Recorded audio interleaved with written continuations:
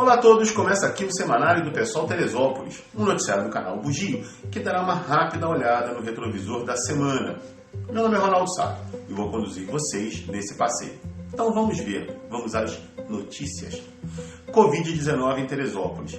Após sessão da Câmara de Vereadores de Teresópolis no último dia 11 de agosto, na qual o prefeito Vinícius Clausen estava presente, prestando esclarecimentos sobre a gestão da pandemia do novo coronavírus aqui no município, fica clara a estratégia adotada.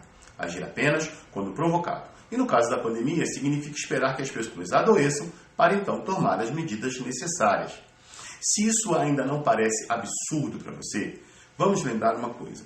O Brasil foi um dos últimos países a sofrer com o avanço desenfreado dessa pandemia. Enquanto nós daqui observávamos a Itália em chamas e sofríamos com cada morte anunciada, apavorados com a velocidade da qual o vírus tomava as pessoas e a violência com a qual as levava, aprendemos, ou melhor, deveríamos estar aprendendo, que é melhor prevenir do que remediar. Ou foi minha avó quem disse isso? Enfim, foi o que a Nova Zelândia fez e continua fazendo. Um exemplo de atuação nacional com quase 5 milhões de habitantes, teve apenas 1.609 casos confirmados até o momento e está entre os países que mais testam a sua população. E apesar de todos os esforços, ainda perderam 22 vidas. Aqui em Teresópolis, com cerca de 200 mil habitantes, temos mais de 3 mil casos confirmados, quase 100 óbitos, e o prefeito se diz satisfeito com a sua atuação e esforços no município, rumando para a abertura irrestrita de toda a cidade. Sabemos também que o Covid-19 é especialmente letal para os mais idosos, para os indígenas, pessoas com complicações anteriores e aquelas em situação de vulnerabilidade social. Assim, ao atuar de forma corretiva, ou seja, agindo apenas para solucionar o problema estabelecido, e nesse caso, quando o vírus já se alastrou de tal forma que não agir causaria um desastre, leva-se esse grupo de risco à morte. Essa atitude é motivada pelos preconceitos da sociedade de consumo e produtividade, na qual não existe espaço para incapazes, onde só os mais fortes sobrevivem, ou então apenas os que exploram e os que ainda conseguem ser explorados. Uma boa forma de exemplificar isso é observando os bairros que são mais afetados pelo vírus, assim como de onde vem a maioria das mortes. Em Teresópolis, o bairro de São Pedro é um dos que mais acumula casos e mortes por Covid-19. Bom Sucesso, até o dia 14, não tinha um local para atendimento específico. Foi preciso entrar em situação crítica para que as pessoas tivessem a devida atenção. Nós não vamos vencer o coronavírus se só atuarmos quando não tivermos escolha, quando as vidas já tiverem sido perdidas. Mais uma vez, o município anuncia a aquisição de mais leitos hospitalares para e passo a movimentação do processo judicial de anulação de ato administrativo que o Ministério Público ingressou face às políticas de flexibilização da Prefeitura. Isso porque, para o MP, a Prefeitura não está pautando a normalidade do funcionamento das coisas e da circulação irrestrita de pessoas em parâmetros técnicos. E que isso, claramente, está sendo muito custoso à vida do teresopolitano. E ainda a Prefeitura suspendeu o rodízio por CPFs. Ou seja, liberou geral.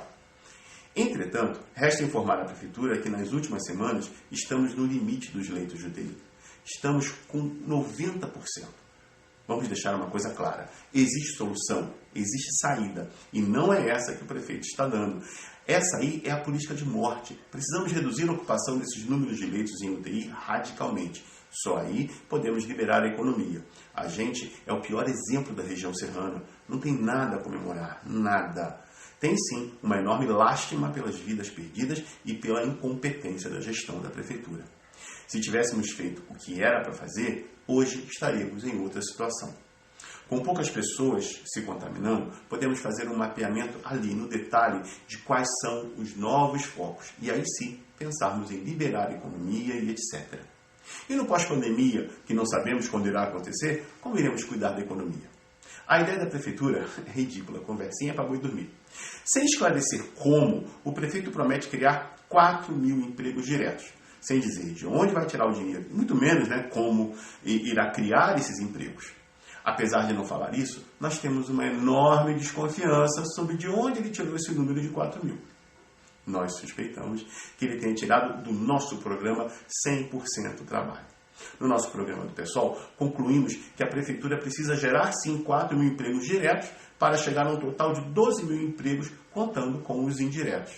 Entretanto, para que isso aconteça, são necessários um investimento de R$100 mil por ano e ainda colocar escolas e toda a municipalidade em torno do projeto. Mas o melhor do nosso programa é o objetivo.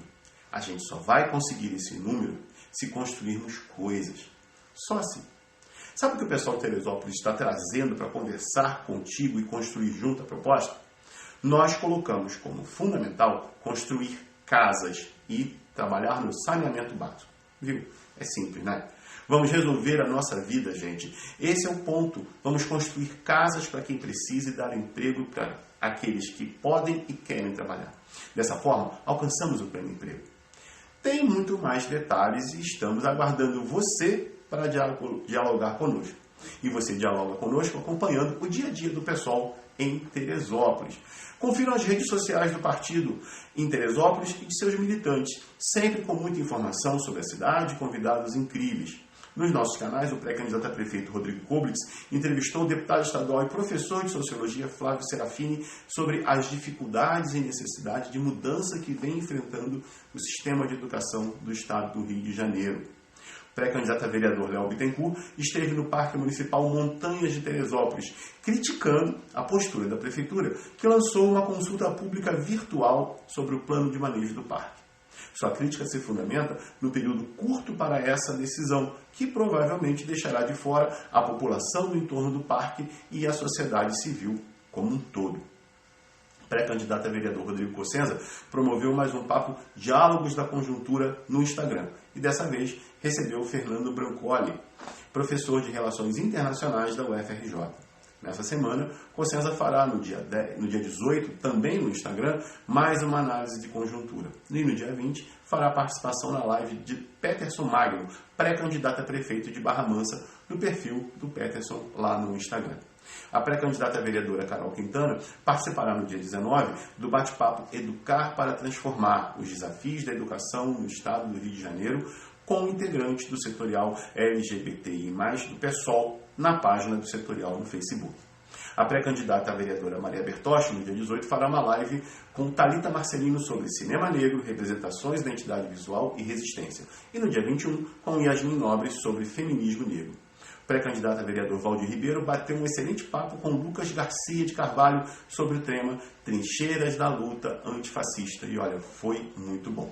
Como você pode ver, os nossos pré-candidatos e a nossa militância do PSOL Teresópolis não para, sempre trazendo para você informações de qualidade e discussões muito sérias. Bom, nós ficamos por aqui.